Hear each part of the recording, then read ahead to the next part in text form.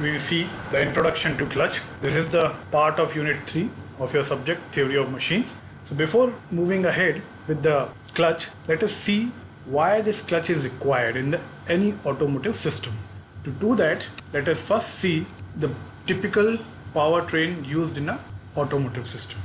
So this is how the typical powertrain in any automotive system looks like.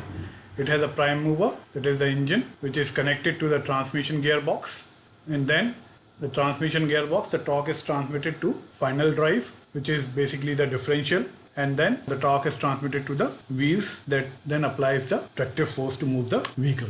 In transmission gearbox or in the gearbox, the torque basically get multiplies by the gear ratio. So basically you can see here that this is the prime mover or the engine to which the transmission or the typical gearbox is connected, and then from gearbox the torque is transmitted to the final drive or the differential, and through differential it is distributed to the wheels. So you can see here between the engine and the transmission there is this clutch attached. Now the point we have to observe in an IC engine is that the engine itself provides very little torque when the speeds are low, and practically no torque when the speed is close to zero. So that is why when we operate with an internal combustion engine, we require what is called as a move-off element to move the vehicle from rest. This move-off element is nothing but a clutch.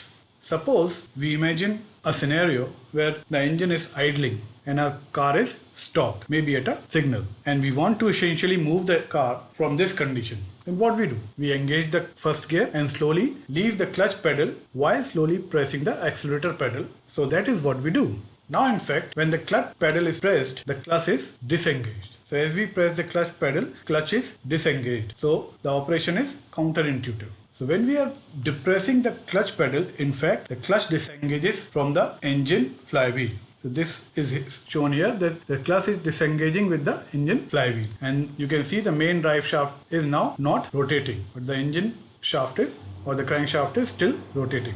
So when we are engaging the clutch slowly by releasing the clutch pedal, so when we release the clutch pedal, we are engaging the clutch with the flywheel.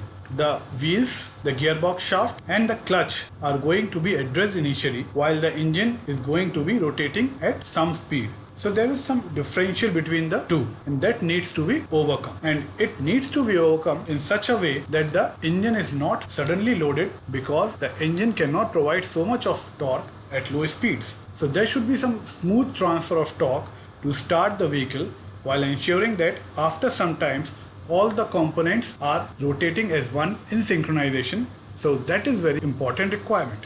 You can see here as we press the pedal, the clutch is disengaged, and as the clutch is disengaged, the gearbox shaft stops rotating while the crankshaft is still rotating. And as we are releasing the pedal, the clutch is getting engaged, and in that engaged condition, both the crankshaft, flywheel, the clutch and the gearbox shaft, they are all rotating in synchronization. But essentially there is a slip between them, and as the time progresses, the slip is overcome, and essentially the engine output shaft and the gearbox shaft, that is the input shaft, starts rotating as one after some time.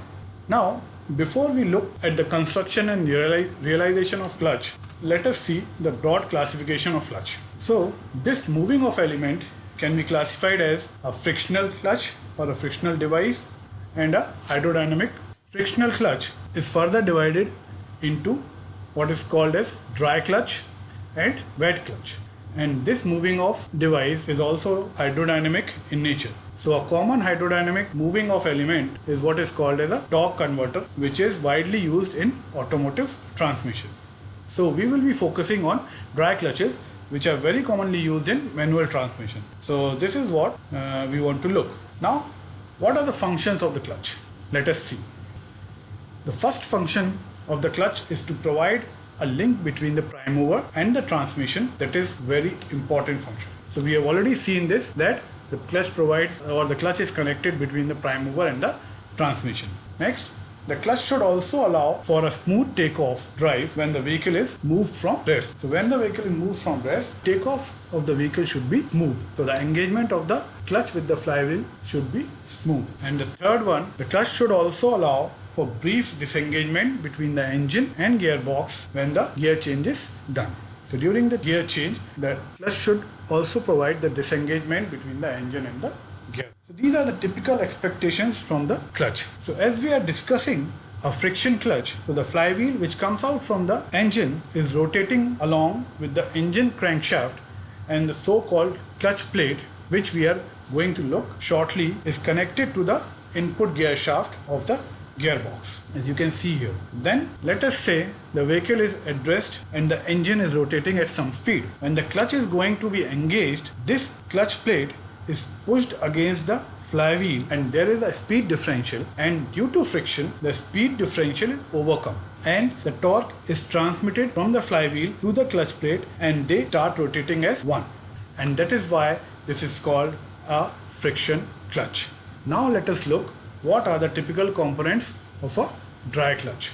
So the main components of a friction clutch or a dry clutch are as follows. The main component is what is called a clutch plate. Before that we have a flywheel. So the clutch plate is pushed against the flywheel by what is called as a pressure plate or a pressure plate assembly, as shown here. So this pressure plate is the component which pushes the clutch plate against the flywheel, and when we want to disengage or engage the clutch, that happens through a mechanism that ultimately uses what is called as a clutch fork or a release fork and a release bearing to do this action. And all these components are housed in a clutch. These are the basic components of the friction or dry clutch. So this is all for today's lecture. In the next lecture, we'll discuss each of the components in detail and also discuss the working of friction clutch or a single plate clutch in details. Thank you.